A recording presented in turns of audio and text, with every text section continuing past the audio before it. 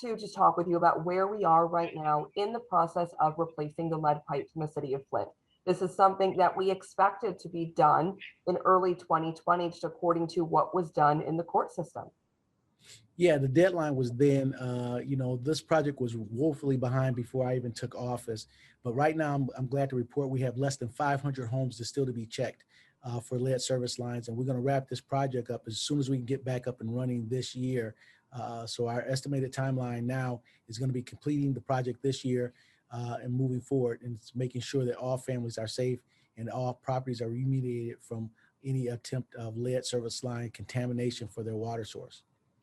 When we talk about Newark, New Jersey, they have kind of jumped on board and done what Flint has done, and they're nearly done as well. But they didn't have a water crisis. They just saw what happened and then decided to take this on. What do you think it says, though, about Flint when you're seeing another community not directly impacted like Flint was with lead in their water and doing it maybe as fast as us, maybe even a little bit faster? Well, Flint could be used as a template for other communities across our country with the aging infrastructure. But what we have to remember is that we spent a lot of money on these projects, and there was a lot of missteps going through the very inception of saying that we needed these to be replaced. A lot of high-minded legislation went toward those dollars that was targeting this problem. And now we're at a point, now we're right-sizing these things, and we're more accountable for the dollars that we're receiving in this community to get rid of the lead service lines, and also having competent individuals take on the challenge of doing that real work. And so I'm saying that, we have a lot of issues going on. And so through a pandemic year, we're moving at a rapid rate. And so I just want to really commend all the employees that has made this project continue to move forward. And we're almost at the closure of this now. I remember when those lead lines started coming out of the ground, and there were a lot of challenges because we didn't know where they were exactly. There were some homes that were built so quick years ago when Flint was booming that one line was feeding into two homes. So there were a lot of things that they ran across trouble, I guess, when they were going through this process early on. Do you think Flint was kind of able to figure all of that out and other communities are learning from that? And so when you look at the timeline, it's naturally going to be different if Flint was the first, really. Yeah, absolutely. But we have to make sure that we got this through the political chicanery that went along with this. So anytime you get a lot of money for a particular big major project like this, you're going to have some missteps. And so what was going on is that the city of Flint, before I arrived here, changed their the contractors and also the engineers, the project leads on these. They first had the colonel, they had AECon, and then they decided upon Roe.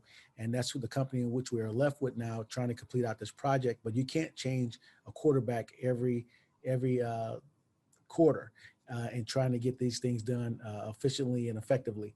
And so other communities can glean how they can do it better, more quicker. But yes, when you're the first, you're going to have more issues as you move through a project. But now I can tell you that we're moving forward. We will close these projects out. We will have our secondary mandated delivery water system that's mandated by the state and also the federal government as it relates to making sure our community has a safe source of drinking water if the primary system goes down. And so those projects are now underway and will be completed in a very near future. There's still complaints by residents about the water, whether it's just a lack of trust, but also issues with it.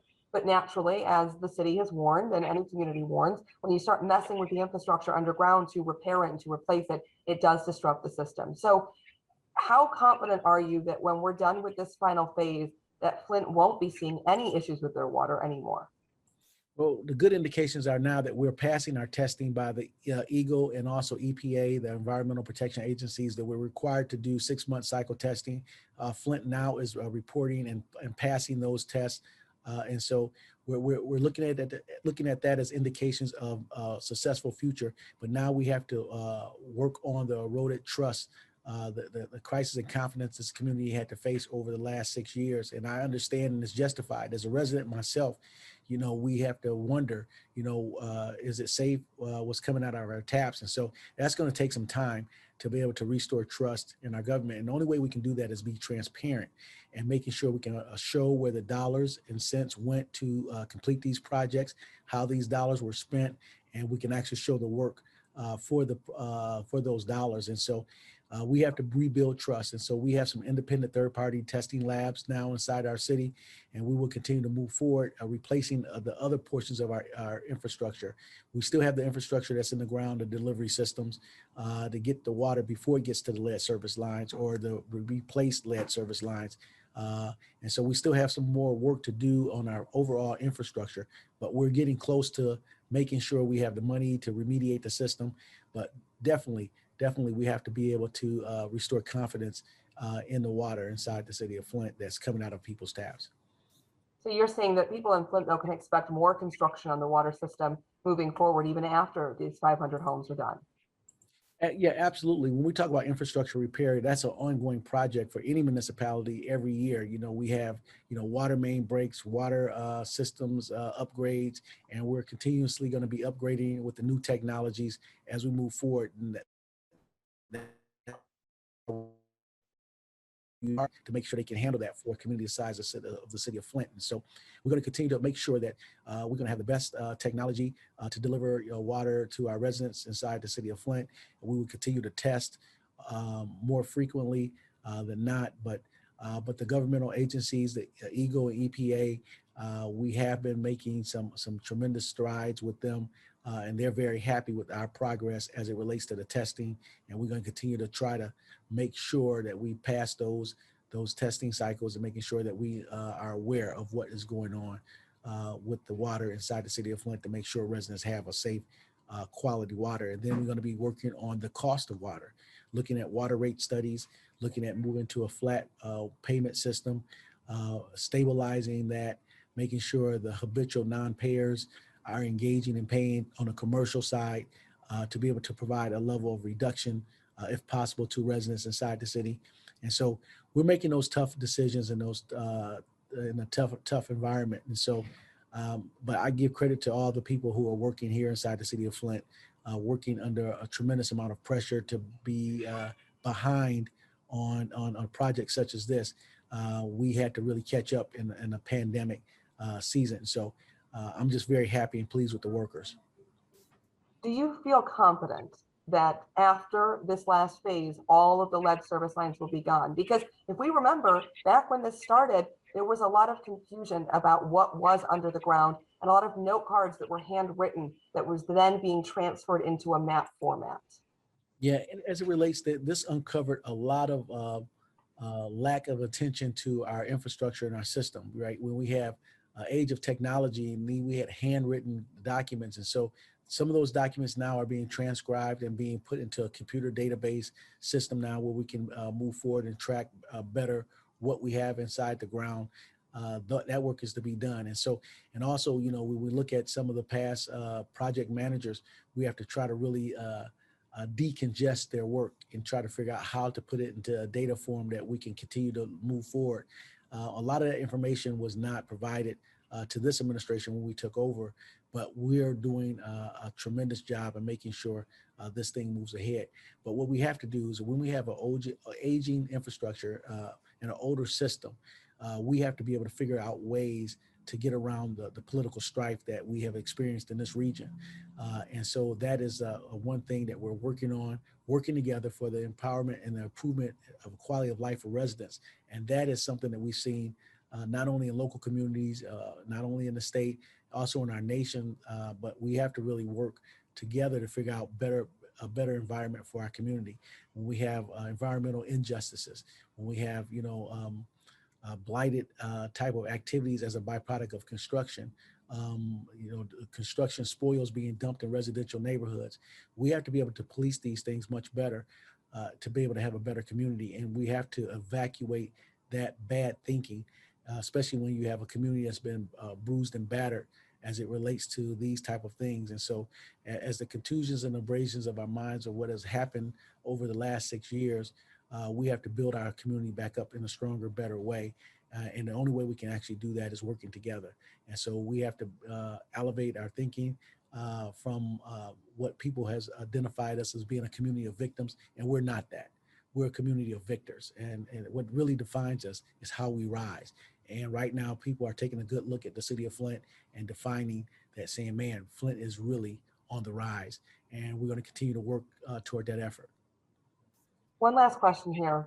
I want to ask you about water bills because you mentioned those briefly. How confident are you that that can be done? And how much are we talking? Because we're talking about the highest water bills, as you know personally, in the country here in Flint. And then given everything we've gone through, how confident are you that you can cut them? And if so, are we talking 50%? Because I think a lot of people feel like that's at least needed to really make their water affordable. Right, and the thing of it is that we're going to do what's in the best interest of our residents. And being a resident here, I understand the cost of water, and I understand the cost of water is high. And then we had to really get down to the systemic reason why those bills are so high.